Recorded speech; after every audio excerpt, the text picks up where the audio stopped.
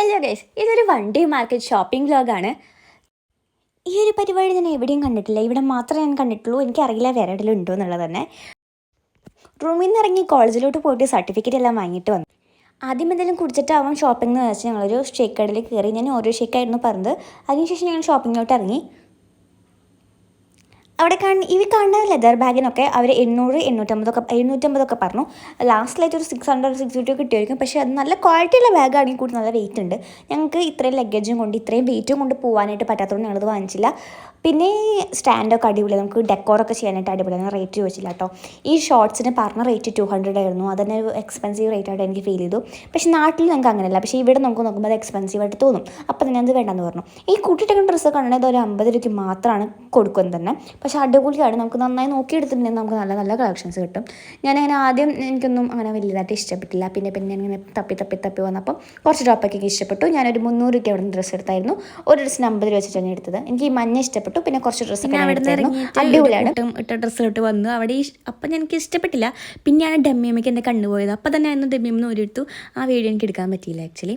ഇതൊരു 1 side shoulder ടോപ്പാണ്. ഇത് അടിപൊളിയാണ്, ഒരു വെറൈറ്റി ആയിട്ടുള്ള ടോപ്പാണ് ഞാൻ ഇട്ട് കാണിക്കുക. ഈ ബാഗ് മൊത്തം ഞാനിപ്പോൾ ഡ്രസ്സ് വാങ്ങിക്കൂട്ടി. ആക്ച്വലി മഴ പെയ്യുമ്പോൾ കയറുന്ന ഒരു കടയാണിത്. പക്ഷേ അവിടെ നല്ല കളക്ഷൻസൊക്കെ ഉണ്ടായിരുന്നു. പക്ഷെ എനിക്ക് എന്തോ ജ്വല്ലേഴ്സിനൊക്കെ വലിയ താല്പര്യം എനിക്ക് തോന്നില്ല. പക്ഷേ ഇത് കണ്ടപ്പോൾ എനിക്ക് ഓണത്തിന് വാങ്ങിച്ചിട്ടുണ്ടെങ്കിൽ ഇടാമെന്നൊക്കെ വിചാരിച്ചെങ്കിലും ഞാൻ പിന്നെ വാങ്ങിച്ചില്ല. അങ്ങനെ ഇവിടെ നിന്ന് പോന്നു. അയാൾ ഞങ്ങൾ പുറത്താക്കി വേണം പറയാൻ. അത് കഴിഞ്ഞിട്ട് മഴ മാറിയപ്പോൾ ഞങ്ങൾ പിന്നെയും തിരിച്ചു വന്നു. ഞാനൊരു 49 റുപ്പീസിനുള്ളൊരു ഷോപ്പിനെ കണ്ടുവച്ചിട്ടുണ്ടായിരുന്നു. അപ്പോൾ അങ്ങോട്ടേക്ക് പോകാൻ വേണ്ടിയിട്ട് ഞാൻ പിന്നെയും തിരിച്ചു വന്നതാണ്. അപ്പോൾ അവിടെ എത്തിയപ്പോൾ എനിക്ക് അവിടുത്തെ കളക്ഷൻസ് ഒന്നും വലിയ ഇഷ്ടപ്പെട്ടില്ല സത്യം പറഞ്ഞാൽ. ആ കൂടി ഇഷ്ടപ്പെട്ട ഈ നൈറ്റ് വെയറിൻ്റെ ഈ ടോപ്പ് മാത്രം.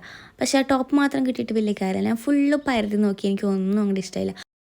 അപ്പം ഞാൻ വിചാരിച്ചു എനിക്ക് ഇവിടെ നിന്നൊന്നും വാങ്ങണ്ടെന്ന് വെച്ചാൽ തിരിച്ച് പോകാൻ നിൽക്കുന്ന സമയത്താണ് അവിടെ ഒരു ചേട്ടൻ ഒരു ടോപ്പ് ഇവിടെ നിന്ന് കൊണ്ടിട്ടത്. അതൊരു നല്ല ക്യൂട്ടായിട്ടുള്ളൊരു ടോപ്പ്, വൈറ്റിൽ സിൽവർ കളറൊക്കെ വരുന്ന അടിപൊളി ടോപ്പാണ്. അപ്പോൾ അത് മാത്രം എടുത്തിട്ട് ഞങ്ങൾ പിന്നെ തിരിച്ച് പോകാമെന്ന് വിചാരിച്ചു. ഞാൻ ഓൾമോസ്റ്റ് ഒരു 700 രൂപയ്ക്ക് ഞാൻ ഡ്രസ്സ് എടുത്തിട്ടുണ്ട്.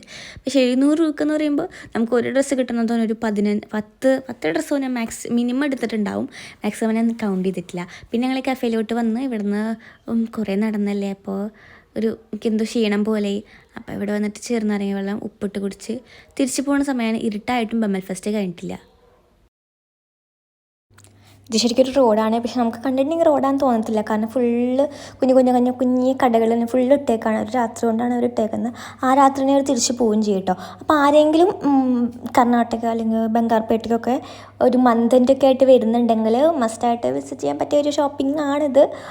നിങ്ങളാരും വരുന്നുണ്ടെങ്കിൽ നല്ല ബഡ്ജറ്റിലായിട്ട് നമുക്ക് കിട്ടുന്നൊരു സ്ഥലമായതുകൊണ്ട് തന്നെ വിസിറ്റ് ചെയ്യാൻ പറ്റിയൊരു അടിപൊളി ഷോപ്പിംഗ് സ്ട്രീറ്റ് എന്ന് പറയാനുള്ള. കാരണം അതൊരു ഒറ്റ ദിവസം